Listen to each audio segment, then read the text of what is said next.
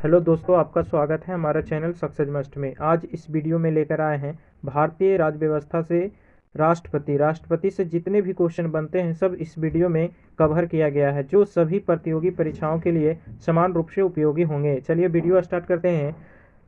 पहला प्रश्न है, भारत के राष्ट्रपति की तुलना निम्नलिखित में से किससे करना सर्वाधिक उचित है? आंसर हो जाएगा ऑप्शन सी, ब्रिटेन के सम्राट से। अगला प्रश्न है, भारत में कार्यपालिका का अध्यक्ष कौन होता है? आंसर होगा ऑप्शन ए, राष्ट्रपति। अगला प्रश्न है, संघ की कार्यपालिका शक्ति निहित है? आंसर होगा ऑप्शन बी, राष्ट्रपति। अगला प्रश्न है, भारत का राष्ट्रपति राज्य का प्रधान होता है? ऑप्शन ए, राज्य का प्रधान होता है। अगला प्रश्न है, भारतीय संविधान के अनुसार देश का प्रथम नागरिक कौन होता है? आंसर ऑप्शन ए होगा, राष्ट्रपति। अगला प्रश्न है, भारतीय संविधान के अनुसार संघ की कार्यपालिका की शक्तियां किसमें निहित होता है? आंसर होगा ऑप्शन बी, राष्ट्रपति। अगला प्रश्न है, भारतीय संविधान के अनुसार देश की तीनों सेनाओं का अध्यक्ष सुप्रीम कमांडर कौन होता है? आंसर होगा ऑप्शन ए, राष्ट्रपति। अगला प्रश्न है, भारत का राष्ट्रपति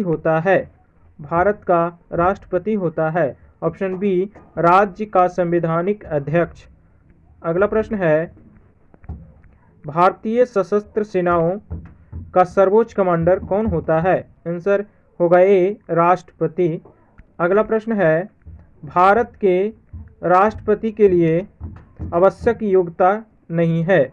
आंसर होगा ऑप्शन डी, वह संसद के किसी सदन का सदस्य हो। अगला प्रश्न है, भारत के राष्ट्रपति निर्वाचित होने के पात्र बनने के लिए किसी व्यक्ति की आयु पूर्ण होनी चाहिए? आंसर होगा ऑप्शन डी, 35 वर्ष। अगला प्रश्न है, राष्ट्रपति पद उम्मीदवार के लिए अधिकतम आयु कितनी होनी चाहिए? आंसर होगा डी, कोई आयु सीमा नहीं है। अगला प्रश्न है, एक व्यक्ति राष्ट्रपति पद के लिए अधिकतम कितनी बार निर्वाचित हो सकती है?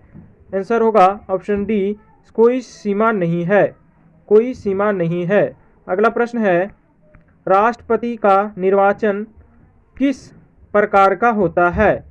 राष्ट्रपति का निर्वाचन किस प्रकार होता है? आंसर होगा ऑप्शन बी, अप्रत्यक्ष रूप से। अगला प्रश्न है, राष्ट्रपति पद के निर्वाचन हेतु कौन सी पद्धति अपनाई जाती है? आंसर होगा ऑप्शन डी, समानुपातिक प्रतिनिधित्व एवं एकल संक्रमणीय मत पद्धति। अगला प्रश्न है, राष्ट्रपति पद के चुनाव से संबंधित विवाद किसे निर्देशित किया जाता है? आंसर होगा ऑप्शन डी, उच्चतम न्यायालय। अगला प्रश्न है, राष्ट्रपति के चुनाव के लिए प्रस्ताव एवं अनुमोदक की कम से कम कितनी संख्या होनी चाहिए? 50 होनी चाहिए। अगला प्रश्न है, भारत का राष्ट्रपति निर्वाचित होने के लिए निम्नलिखित में से कौन सी बात अयोग्यता मानी जाएगी? आंसर होगा ऑप्शन डी, कोई लाभ का पद ग्रहण किए हुए हो। अगला प्रश्न है, भारत में राष्ट्रपति का चुनाव किया जाता है? आंसर होगा ऑप्शन बी, एकल हस्तांतरित मत पद्धति द्वारा। अगला प्रश्न है, राष्ट्रपति पद का चुनाव संचालित किया जाता है? आंसर होगा ऑप्शन सी, निर्वाचन आयोग द्वारा। अगला प्रश्न है, भारत में किसके चुनाव में अनुपातिक प्रतिनिधित्व चुनाव प्रणाली अपनाई जाती है? आंसर है ऑप्शन डी, राष्ट्रपति। अगला प्रश्न है, राष्ट्रपति चुनाव संबंधित मामले किसके पास भेजे जाते हैं? आंसर होगा ऑप्शन सी, उच्चतम न्यायालय के पास। अगला प्रश्न है, किस अनुच्छेद के तहत राष्ट्रपति तथा उपराष्ट्रपति के निर्वाचन से संबंधित विवाद का निर्णय उच्चतम न्यायालय द्वारा कराने का प्रावधान संविधान में किया गया है? आंसर होगा ऑप्शन डी, अनुच्छेद 71 के तहत। अगला प्रश्न है, राष्ट्रपति पद के उम्मीदवारों को चुनाव प्रचार हेतु कितना समय मिलता है? ऑप्शन बी, 14 दिन 2 सप्ताह। अगला प्रश्न है, भारत के राष्ट्रपति का चुनाव कितने वर्षों के लिए होता है? आंसर होगा ऑप्शन बी, 5 वर्षों के लिए। अगला प्रश्न है, किस अनुच्छेद के तहत राष्ट्रपति अपनी पद ग्रहण करने की तिथि से 5 वर्ष की अवधि तक अपने पद पर बना रहता है? आंसर होगा ऑप्शन बी, अनुच्छेद 56 में लिखा हुआ है। अगला प्रश्न है, राष्ट्रपति के चुनाव के लिए निर्वाचक मंडल में होते हैं? आंसर होगा ऑप्शन बी, संसद के दोनों सदनों तथा विधानसभाओं के निर्वाचित सदस्य। अगला प्रश्न है, भारत के राष्ट्रपति के निर्वाचन के बारे में निम्नलिखित में से कौन सा कथन सही नहीं है? आंसर होगा ऑप्शन डी, कोई राष्ट्रपति के निर्वाचन के संबंध में यदि कोई विवाद हो तो वह सर्वोच्च न्यायालय के क्षेत्राधिकार में नहीं आता है। आंसर होगा। अगला प्रश्न है, भारत के राष्ट्रपति को उसके पद से हटाया जा सकता है? आंसर है ऑप्शन डी, संसद द्वारा। अगला प्रश्न है, भारत के राष्ट्रपति को पद से हटाने की प्रक्रिया है? आंसर होगा ऑप्शन डी, संसद द्वारा महाभियोग लगाकर।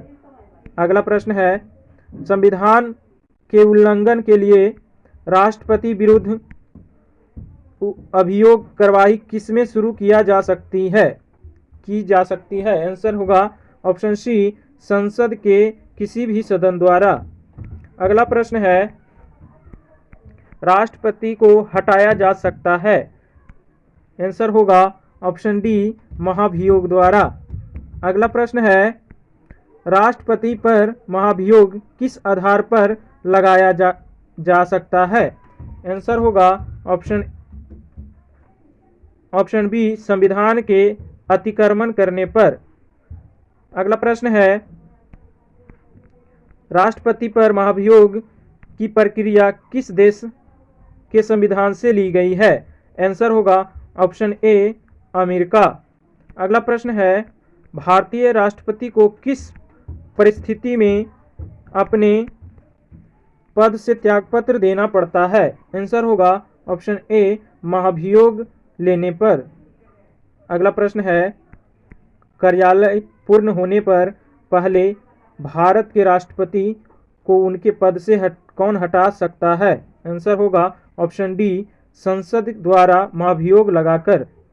अगला प्रश्न है, राष्ट्रपति पर महाभियोग का आरोप एक संकल्प के रूप में संसद के किसी भी सदन में लगाया जा सकता है? यह कम से कम कितने दिन की लिखित सूचना के बाद प्रस्तुत किया जाना चाहिए?